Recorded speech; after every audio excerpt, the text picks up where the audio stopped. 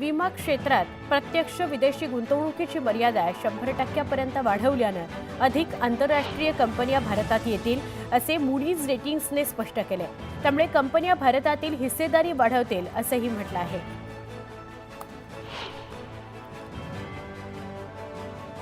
CSMT स्थानकातील फलाटाच्या विस्तारीकरणाच्या कामामुळे मुंबईच्या दिशेने येणाऱ्या जनशताब्दी, तेजस आणि बंगळुरू एक्सप्रेस या 3 गाड्यांचा प्रवास 28 फेब्रुवारीपर्यंत ठाणे आणि दादर स्थानकापर्यंत सीमित राहणार आहे।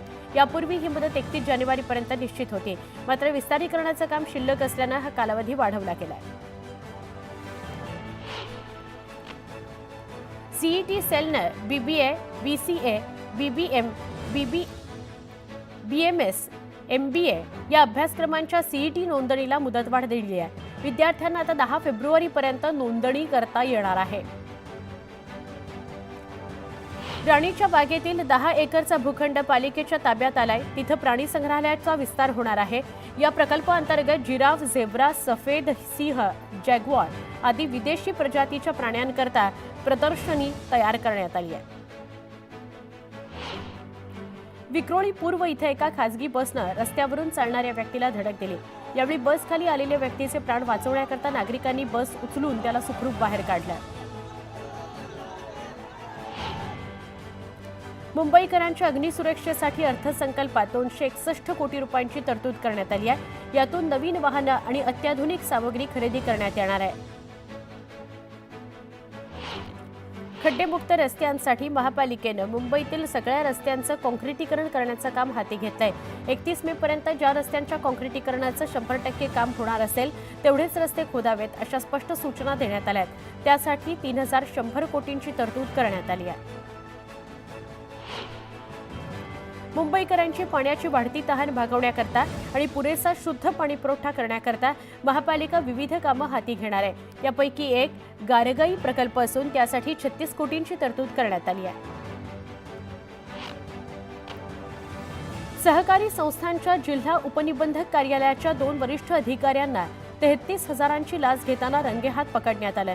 लाचलुचपत प्रतिबंधक विभागाचे पोलीस उपाधीक्षक अरुण पवार यांच्या सापळ्यात हे अधिकारी अडकले।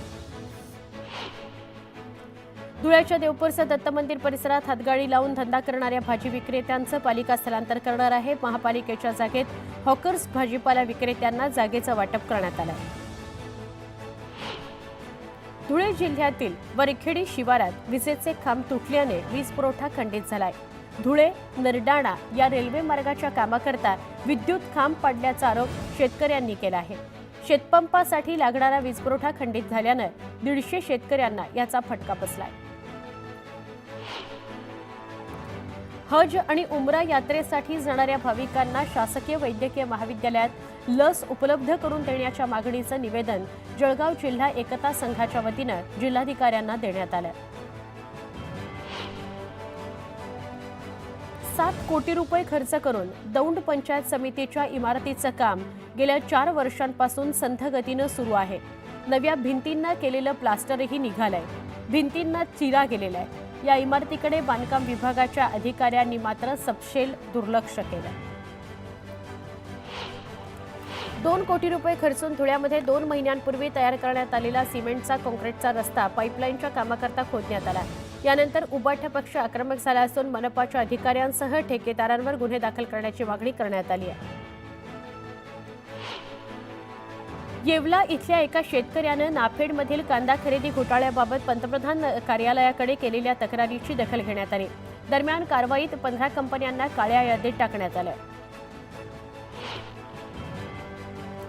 धाराशिवच्या घाटंगरी या गावात 2 गटात तुफान हाणामारी झाली आहे। यामध्ये एकनाथ हराळे या शेतकऱ्याचा मृत्यू झालाय। दरम्यान तक्रार देऊनही गुन्हा दाखल न केल्यानं मृताच्या नातेवाईकांनी मृतदेह पोलीस अधीक्षक कार्यालयात आणलेला आहे। माळशिरस तालुक्यातील दसूर इथं बिबट्याने शेतकऱ्यावर हल्ला केला। यात शेतकरी जखमी झालाय। हल्ला करून पळून जात असताना अज्ञात वाहनाने बिबट्याला धडक दिली। यात बिबट्याचा मृत्यू झालेला आहे। महत्त्वाची बातमी आहे, गेल्या काही दिवसांपासून ठाकरेंची शिवसेना आणि भाजप एकत्र येणार अशा चर्चांना उधाण आलेलं आहे। या पार्श्वभूमीवर उद्धव ठाकरे आणि देवेंद्र फडणवीस पुन्हा एकत्र येणार का असा प्रश्न फडणवीसांना विचारण्यात आला। त्यांनी सूचक वक्तव्य केलं। एका वृत्तपत्राला दिलेल्या मुलाखतीत त्यांनी हे वक्तव्य केलंय. देवेंद्र फडणवीस काय म्हणाले बघूयात.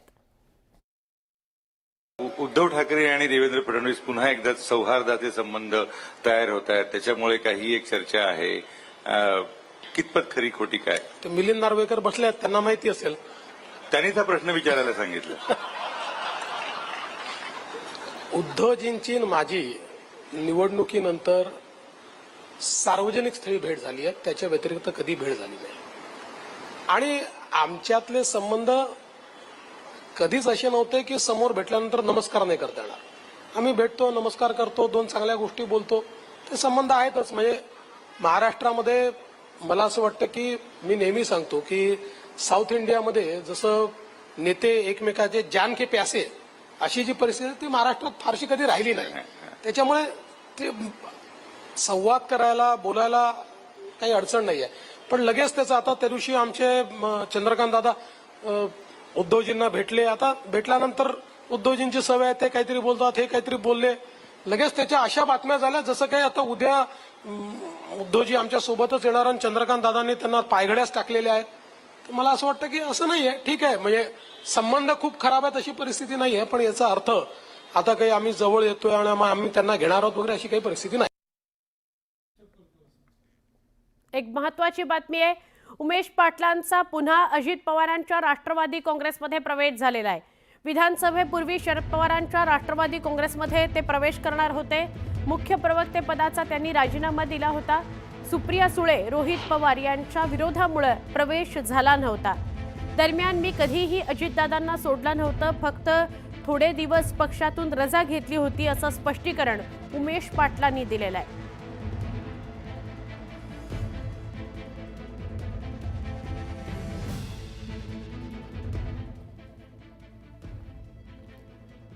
पुन्हा एकदा वेगवान स्वरूपातल्या घडामोडी. इयत्ता 10वी आणि 12वीच्या परीक्षेदरम्यान कॉपी प्रकरणामध्ये पूर्णतः प्रतिबंध करण्याकरता राज्यभर कॉपीमुक्त अभियान कठोरपणे राबवण्याचे आदेश मुख्य सचिव सुजाता सौनिक यांनी दिले. गैरप्रकार रोखण्याकरता परीक्षा केंद्रांवर ड्रोनद्वारे देखरेख ठेवण्यात येणार आहे. म्हाडाच्या कोकण मंडळाच्या 2264 घरांकरता आज सोडत काढली जाणार आहे. राज्याचे उपमुख्यमंत्री तथा गृहनिर्माण मंत्री एकनाथ शिंदे यांच्या हस्ते आणि उपमुख्यमंत्री अजित पवार यांच्या अध्यक्षतेखाली ठाण्यातील काशीनाथ घाणेकर सभागृहामध्ये नाट्यगृहामध्ये दुपारी 1 वाजता सोडतीचा कार्यक्रम होणार आहे. पुणे जिल्ह्यातील टेमघर धरण प्रकल्पाचं मजबूतीकरण आणि गळती रोखण्याच्या कामांकरता 315 कोटी 5 लाख रुपयांच्या खर्चास मान्यता देण्यात आली आहे. टेमघर धरणातून पुणे शहराला पिण्यासाठी दरवर्षी 3.409 अब्ज घनफूट पाणी दिलं जातं. अग्निशमन दल अधिक सक्षम करण्याकरता महापालिकेच्या आगामी अर्थसंकल्पात 736.63 कोटी रुपयांची तरतूद करण्यात आली आहे. भविष्यात अग्निशमनासाठी कॉम्प्रेस्ड एअरफोर्स यंत्रणा आणि ड्रोनसारखी नवी अग्निशमन यंत्रणा दलात समाविष्ट करण्याचं नियोजन आहे.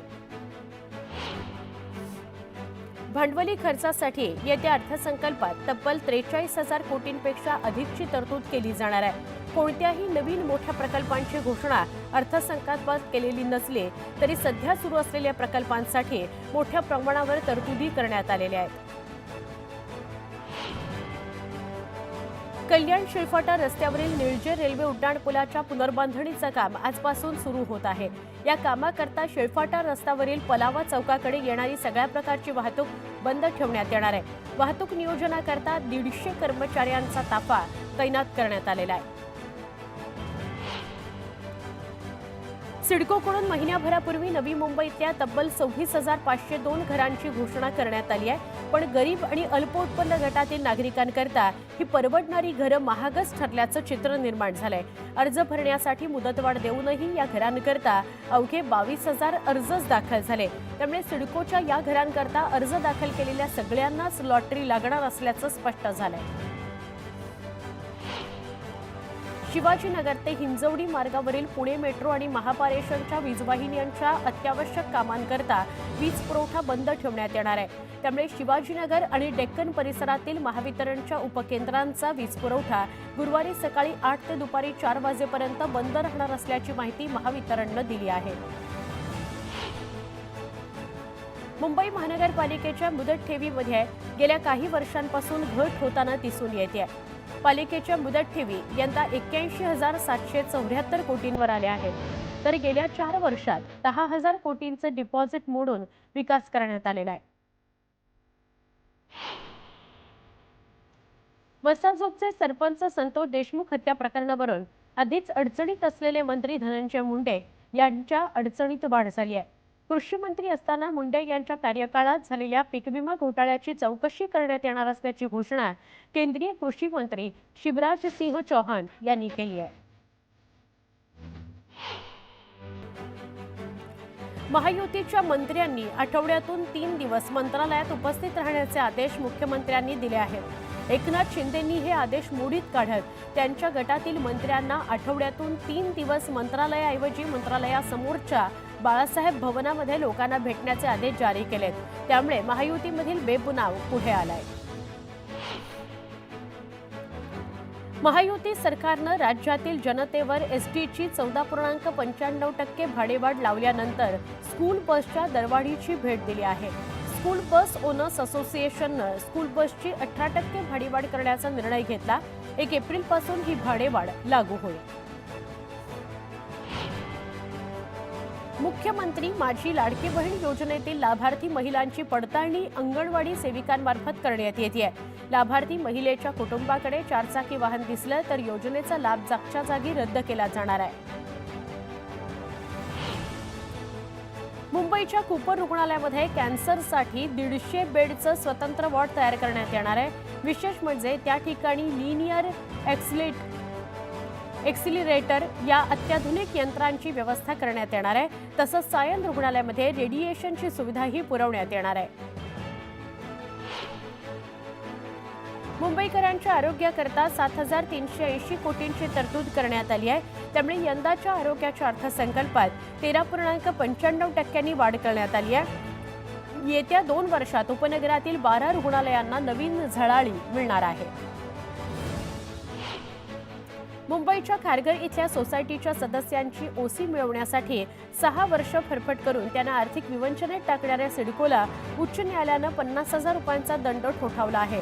सिडको अधिकाऱ्यांच्या मनमानी कारभाराकडे दुर्लक्ष करू शकत नाही, तर यासाठी सिडकोचं इस्टेट अधिकारी जबाबदार आहेत असं न्यायालयानं नोंदवलं आहे. हापूस आता मुंबईच्या बाजारात दाखल झालाय. वाशी मार्केटमध्ये कोकणातून हापूसच्या 100 पेट्या दाखल झाल्यात. 25% देवगडमधील तर 5% रत्नागिरी जिल्ह्यातल्या पेट्या आहेत.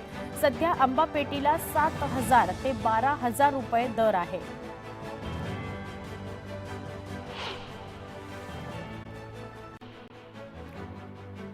ठाकरे गटाचे युवा सेनेचे नेते आणि आदित्य ठाकरेंचे निकटवर्तीय सूरज चव्हाण यांना खिचडी घोटाळ्यात अखेर जामीन मंजूर झालाय.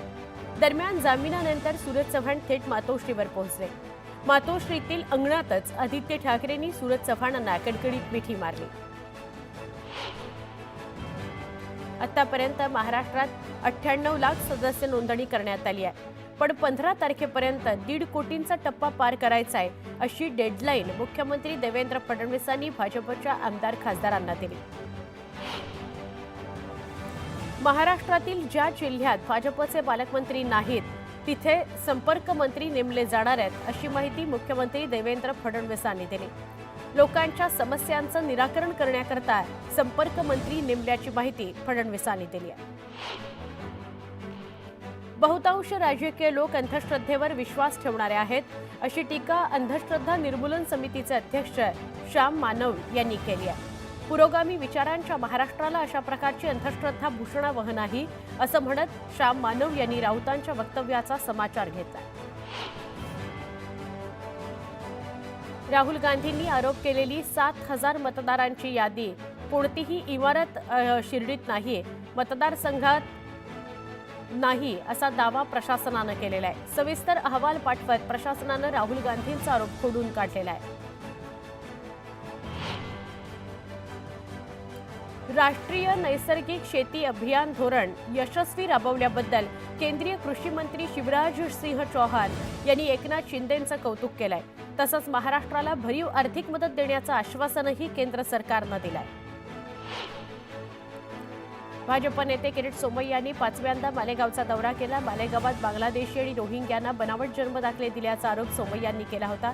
या संदर्भात त्यांनी मालेगावातील वरिष्ठ पोलीस अधिकाऱ्यांशी चर्चा केली. कृषी मंत्री माणिकराव कोकाटे यांचं व्हॉट्सअॅप हॅक झालंय. पीएम किसान योजनेच्या बनावट ॲपद्वारे व्हॉट्सअॅप हॅक झाल्याची माहिती समोर आली असून ही बाब लक्षात येताच संबंधित ॲप तात्काळ हटवण्यात आलं. झिशान सदिकी यांनी मुख्यमंत्री देवेंद्र फडणवीसांची काल भेट घेतली. बाबा सिद्दीकी हत्या प्रकरणी यावेळी त्यांनी फडणवीसांसोबत चर्चा केली. मला काही प्रश्न होते त्या संदर्भात मी मुख्यमंत्र्यांशी बोललो असं झिशान सदिकी म्हणाले. दरम्यान मोहित कंबोज यांनीही मुख्यमंत्री देवेंद्र फडणवीस यांची भेट घेतली. मुख्यमंत्री फडणवीसांच्या सागर बंगल्यावर जाऊन त्यांनी चर्चा केली. अंजली दमानिया यांनी 275 कोटींचा घोटाळा सांगितला, पण कृषी विभागातला घोटाळा यापेक्षाही मोठा आहे असा आरोप सुरेश धस यांनी केलाय. पीक विमा घोटाळ्याचं परळी हे केंद्र असून हा घोटाळा 5000 कोटींचा असल्याचा आरोप सुरेश धस यांनी केलेला आहे. अंजली दमानियांनी आतापर्यंत केलेले आरोप सिद्ध झालेले नाहीत. दमानियांना चर्चेत राहण्याची सवय आहे अशी प्रतिक्रिया आमदार अमोल मिटकरी यांनी केली आहे.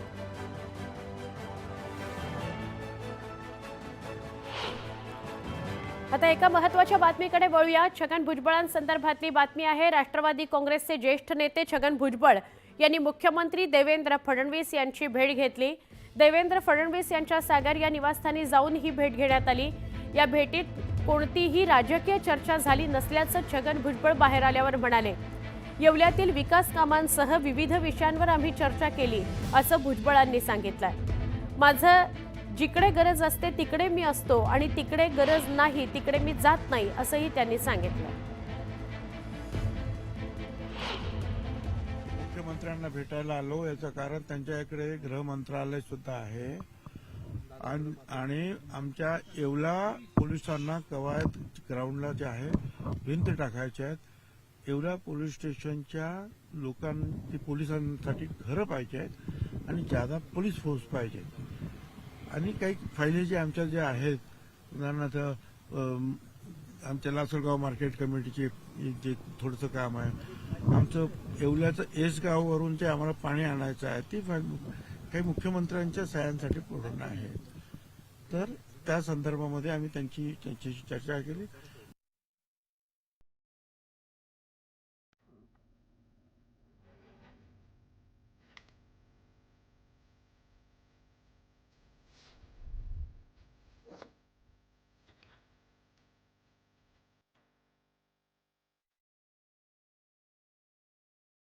आता सकाळच्या 100 बातम्या.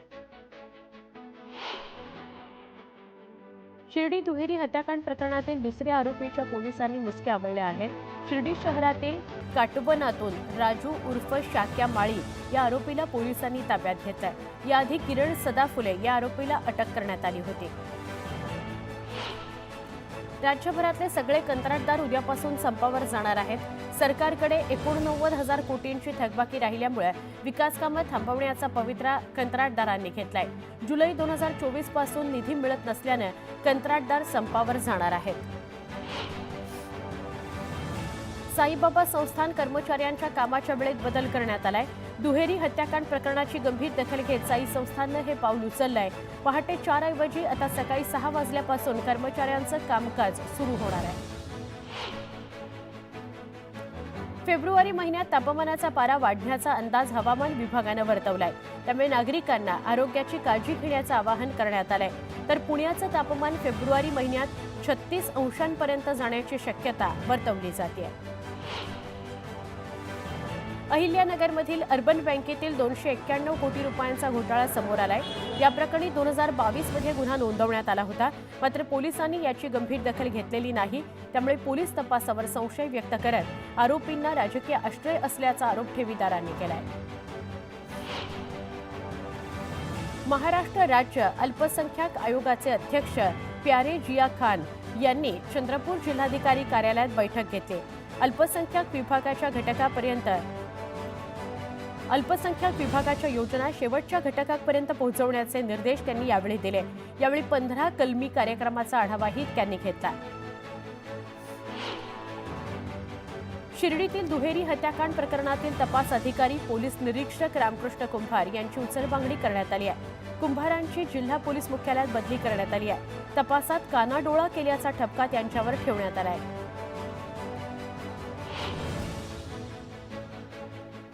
मुंबईतील घाटकोपरमधील रेड लाईट विभागावर महानगरपालिकेनं तोडक कारवाई केली आहे। गेल्या 2 दिवसात 43 बांधकामांवर कारवाई करण्यात आली आहे।